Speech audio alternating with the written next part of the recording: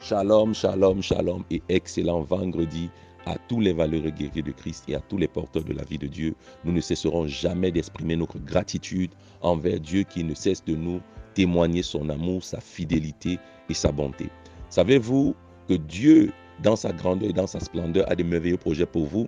Laisse-moi te dire, toi qui m'écoutes ce matin, que Dieu a de merveilleux projets pour ta vie, pour ta famille, pour ton foyer, pour tes entreprises. Mais une seule chose, fais-lui confiance. Aujourd'hui, dans le cadre de prière lumineuse, nous voulons continuer avec la grande thématique, la puissance de la décision, ou alors la puissance des décisions. Et pour cela, nous allons continuer avec notre verset de base, Deutéronome 30, le verset 19. J'en prends aujourd'hui à témoin contre vous le ciel et la terre. J'ai mis devant toi la vie et la mort, la bénédiction et la malédiction. Choisis la vie afin que tu vives, toi et ta postérité.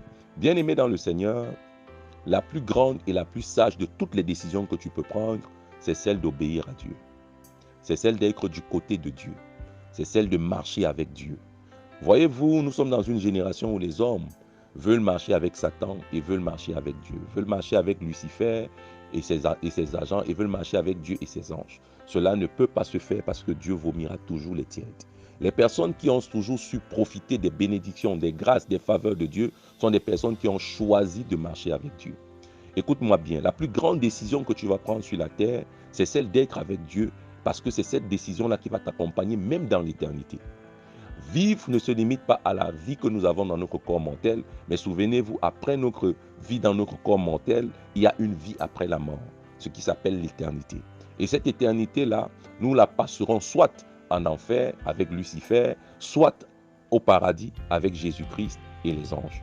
Et les décisions les plus importantes de nos vies ne se prendront pas lorsque nous serons morts, parce que lorsque nous sommes morts, il n'y a plus rien à faire. Voilà pourquoi le psalmiste David a eu à dire, ce sont les vivants qui louent l'Éternel.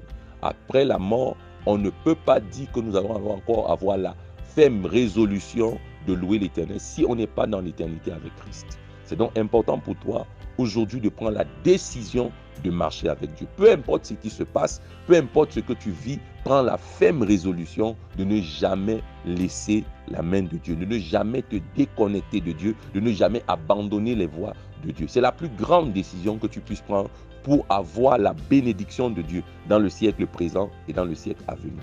Nous voulons donc prier.